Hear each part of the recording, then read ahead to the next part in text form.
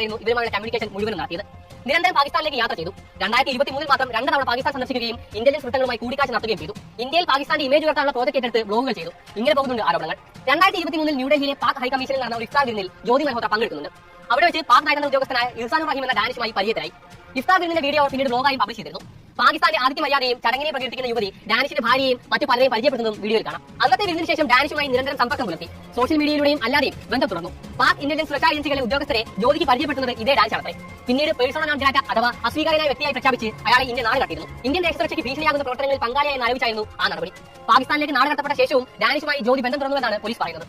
Pak intelligence ഉദ്യോഗസ്ഥരുമായും ആശയവിനിമയം തുടരുകയും അവർക്ക് സൈനിക രഹസ്യങ്ങൾ ഉൾപ്പെടെ കൈമാറുകയും ചെയ്തുവെന്നാണ് ആരോപണങ്ങൾ.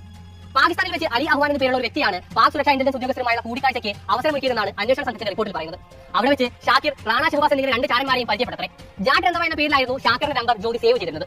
നാട്ടിലെത്തിയ ശേഷവും നിരന്തരം ബന്ധം തുടർന്നത് ദുരൂഹമായ നടപടിയാണെന്നാണ് പോലീസ് പറയുന്നത്. പാക് സന്ദർശനത്തിന് പിന്നാലെ ചൈനയിൽ പോയതും സംശയം ഞെട്ടിപ്പിക്കുന്നുണ്ട്. പാക് ഇന്റലിജൻസ് വൃത്തങ്ങൾക്കൊപ്പം ജ്യോതി ഇന്തോനേഷ്യയിലെ ബാലിയിലേക്ക് ട്രിപ്പ് അടിച്ചെന്നും അന്വേഷണ സംഘം പറയുന്നുണ്ട്.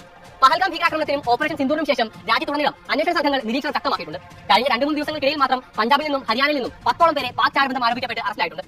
ഇവയിൽ പലരുമായും ജ്യോതി മൽഹോത്രയ്ക്ക് ബന്ധമുണ്ടെന്നാണ് പോലീസ് പറയുന്നത്. അതേസമയം മകളെ വ്യാജമായി കേസിൽ കുടുക്കിയതാണെന്നാണ് ജ്യോതിയുടെ പിതാവ് മാധ്യമങ്ങളോട് പ്രതികരിക്കുന്നത്. എല്ലാ നിയമപരമായ നടപടിക്രമങ്ങളും പൂർത്തിയാക്കി ഔദ്യോഗിക അനുമതിയോടെയാണ് അവൾ പാകിസ്ഥാൻ സന്ദർശിച്ചത്. അറസ്റ്റിന് ശേഷം മകളുമായി സംസാരിച്ചു. തന്നെ കള്ളക്കേസ് കുടുക്കിയിരിക്കുകയാണെന്നാണ് മകൾ പറഞ്ഞതെന്നും പിതാവ് ഹരീഷ് മൽഹോത്ര പറയുന്നുണ്ട്.